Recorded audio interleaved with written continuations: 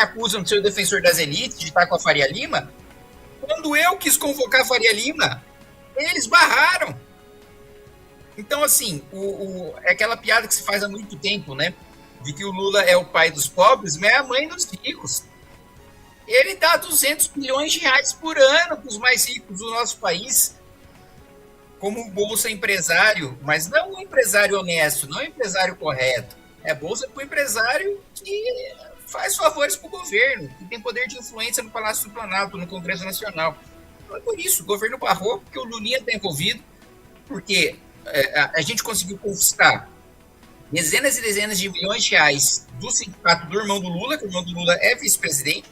Então, todo o entorno do Lula está ali diretamente envolvido, por isso que colocou a base do governo para barrar.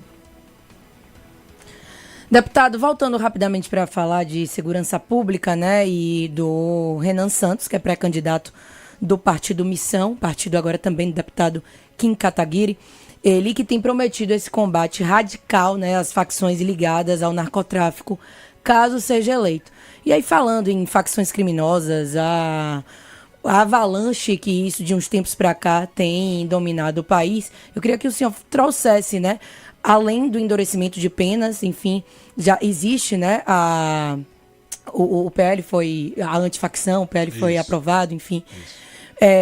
Já existe, o assunto já é debatido, a gente sabe disso, de forma ampla, mas na prática, como é que o senhor vê e o que é que o senhor pensa em fazer no combate às facções também ligadas ao narcotráfico? Inclusive, só para complementar, no território eleitoral dele, né, que é São Paulo, né, tá tendo muita gangue do vidro, né, que quebra vidro e assalto a qualquer momento, né? Então, de fato, é algo que também tá chegando em São Paulo, né? Não é só na Bahia, né? É no Brasil todo. Exato. Não, peraí, a maior partido de São Paulo, não é que tá chegando em São Paulo, a maior é o PCC, né? A maior facção não é que, tá vindo de outro lugar, é o contrário, São Paulo tá exportando pro resto do país e pra Europa, pro Japão e pros Estados Unidos. Então, esse é um problema muito grande. Em São Paulo, o que nós não temos, ou temos muito pouco, é domínio de território, né? É muito difícil você encontrar um lugar em São Paulo que a polícia não pode subir, que a polícia não pode entrar, que o governador não pode entrar, né? Isso, em relação ao domínio de território, não é um problema do estado de São Paulo. Agora, sobre facção criminosa, nós defendemos a adoção do direito penal do inimigo, de que vai haver um processo penal, uma pena e uma execução penal para o cidadão comum, para o criminoso comum, que não é faccionado, que é o direito do cidadão, e outro específico do inimigo. Quem é o inimigo? Os faccionados. O que isso significa? Isso significa que o faccionado vai ficar num presídio diferente dos criminosos comuns. Isso significa que o contato que ele vai ter com o advogado vai ser monitorado. Significa que ele vai ficar em solitária. Significa que ele não vai ter banho de sol. Significa que não vai ter progressão de regime. Significa que não vai ter liberdade condicional, ele vai responder pelo seu crime preso, né? Preso em flagrante, ou se ele estiver inscrito como um faccionado, ele será preso preventivamente até que ele seja condenado, sua condenação tenha sido julgada. Ele não tem o direito de liberdade, né? Ao mesmo tempo, operações policiais com auxílio das Forças Armadas, né? Com as polícias militares comandando, mais equipamentos das Forças Armadas e as Forças Armadas trabalhando como linha auxiliar de retomada de território, né? Nós vimos aquela operação no Rio de Janeiro, nós queremos fazer aquelas operações em nível nacional em todo o país, e a nossa proposta é que já nos 4 anos de mandato não tem nenhum território dominado pelo crime. Faremos operações em todos os lugares dominados pelo crime, né? E isso está no nosso programa, está no livro amarelo.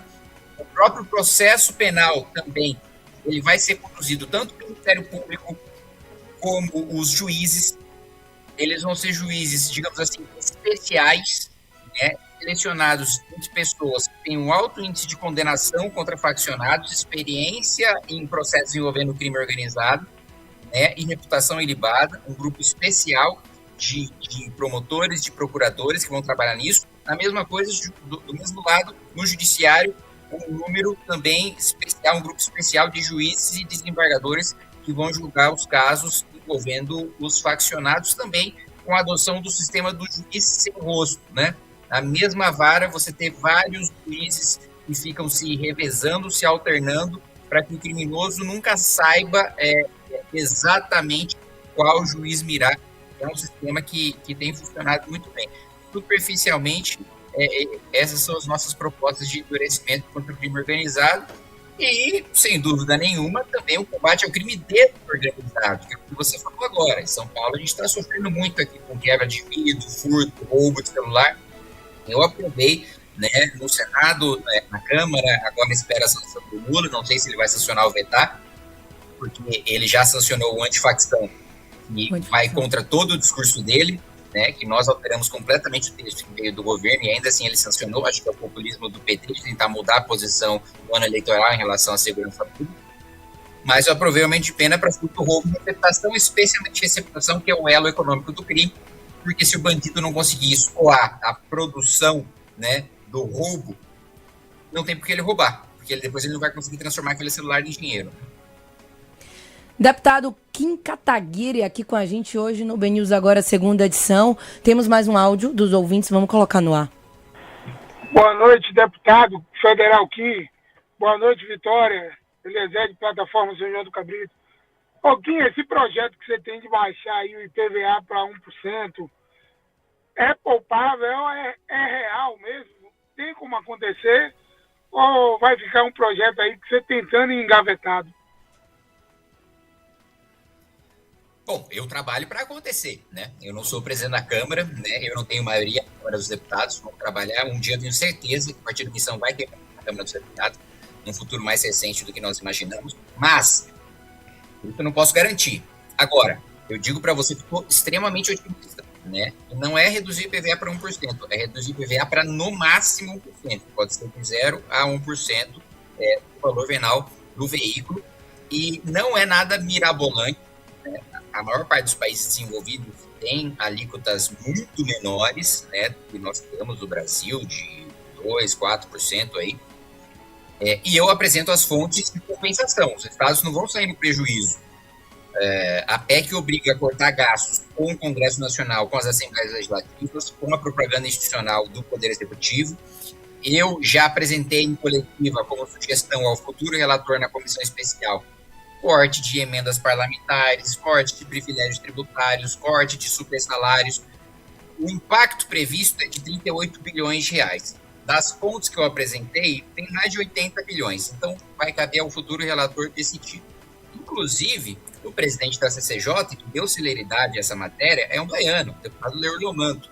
Né? O deputado Leor Lomanto, ele prontamente, aliás, um passo antes, eu consegui recolher as assinaturas em tempo recorde, 220 assinaturas em menos de um mês. Para você ter uma ideia, a outra PEC que eu tinha coletado assinaturas contra supersalários de promotores e juízes, eu demorei 2 anos para coletar 174. Nessa, em 3 semanas, foram 220.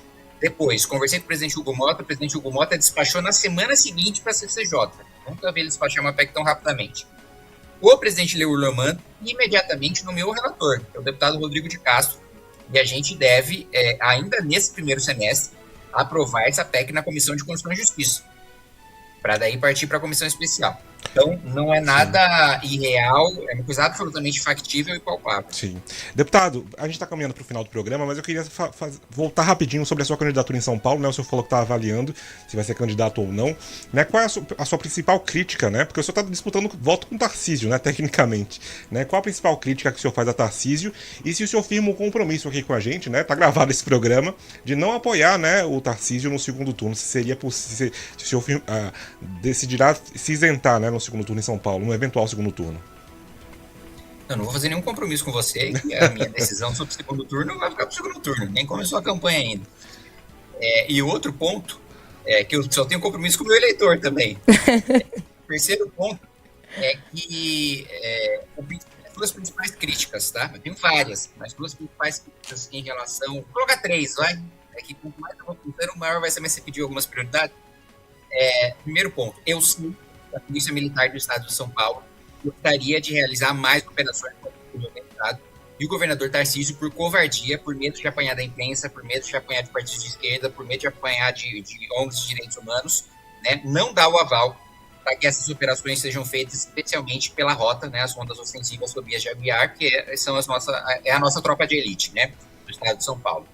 Segundo, ele havia prometido um reajuste. O estado de São Paulo é o estado mais rico da federação. É verdade que ele fica muito mais pobre depois de ser assaltado pela União, né, pelo governo federal, mas ainda assim tem um salário de polícias militares, polícia científica, polícia penal, polícia civil, está muito fora da capacidade econômica do estado de São Paulo e do padrão da polícia que a gente tem. Também é uma das melhores polícias do país, sem dúvida nenhuma, e é uma das que mais tem trabalho, até pelo próprio tamanho do estado e por ser o estado que cedia a maior facção criminosa da América Latina, que é o PCC.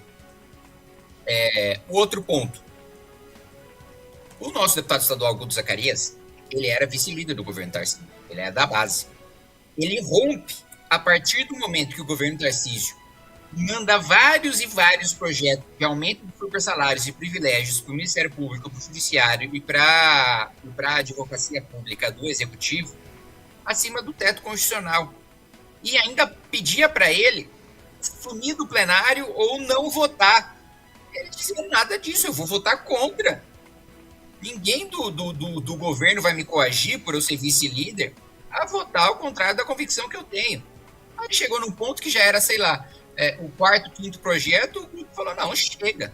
Então, essa covardia dele também é um dos meus principais pontos de crítica. A gente está dando bilhões de reais para quem já ganha os seus 60, 70 mil reais por mês, esfolando o trabalhador. E terceiro ponto, pagamento por desempenho no Sistema Único de Saúde. Houve o avanço da tabela SUS paulista, mas não há um critério somado de qualidade e de produtividade. Ainda é um reajuste que aumentou o repasse, mas com pouca qualidade na avaliação desse repasse, né? Então, um problema estrutural também no nosso sistema de saúde, especialmente na média e alta complexidade. Sim. Deputado, a gente está acabando o programa, mas só mais uma pergunta. A equipe de Tarcísio tentou conversar com o senhor nesse período, nesses últimos dias, para tentar dissuadi-lo de ser candidato? O senhor comporia, então, uma chapa com ele ou não? Só para a gente ter essa informação sobre a sua candidatura. Rapidamente. Não existe hipótese de eu fazer composição com a chapa do Tarcísio. Agora, eu não tenho dúvida, não me procuraram, mas eu não tenho dúvida de que nos próximos meses vão procurar. Perfeito. Tá aí. As repercussões dessa entrevista você vê no bnews.com.br/política Vitória. Vamos esperar o deputado Kim Kataguiri no nosso estúdio, né? Aqui pessoalmente. Aqui em Salvador. Ele já veio aqui em Salvador, inclusive na última eleição, em 2018. Veio todo mundo do MBL, foi muito bem recebido lá no bnews.com.br. E sempre bem-vindo. O Kim Kataguiri, ele tem opiniões polêmicas, todo ano eu tô em Salvador. É só me chamar, hein? Aí. Muito obrigada, deputado. Conversamos hoje com o deputado federal Kim Kataguiri. Muito obrigada. Seja sempre bem-vindo aqui. Obrigado, bom trabalho. Tchau, tchau. Tá aí, Henrique Brinco, muito obrigada pela sua presença, Obrigado, viu? gostei. Enriquecedora sempre. Vamos dizer assim, né? Aqui a gente abre o debate para todo mundo, né? Então. As opiniões do deputado não refletem necessariamente a nossa opinião, né? Mas é uma tribuna aberta. Exatamente. Nosso grupo, né? O Grupo A4 abre voz para todos os lados. Perfeito. E a ano de eleição é isso aí mesmo, a gente tem que debater. Exatamente, estamos aqui para isso. Que bom, ainda vivemos numa democracia, né? Exato. Discordar, concordar, debater, sem sair da linha. Tá aí, minha gente, muito obrigada também pela audiência de vocês, viu? Pelas participações aqui. Amanhã a gente volta, véspera de feriado, quase um sextou. Estaremos aqui às 6 horas da tarde, do mesmo jeito. Se Henrique Brinco quiser vir, venha, viu? Está convidado. Eu vou estar de plantão, na verdade, né? Inclusive. E convidar o pessoal, porque inclusive está tendo um debate sobre a vice de Jerônimo e a gente está de olho lá no bnews.com.br. Acompanhando tudo. Acompanhando. Pois bem. Minha gente, vão me picar, tá? Tem vitória hoje. 6h45, um beijo. Venha, Marcos. Você acabou de ouvir o BNews Agora, segunda edição, na sua Itapuã FM. Alô, Tennyson Del Rey, fala do Casanova. Esse é o samba da Itapuã FM.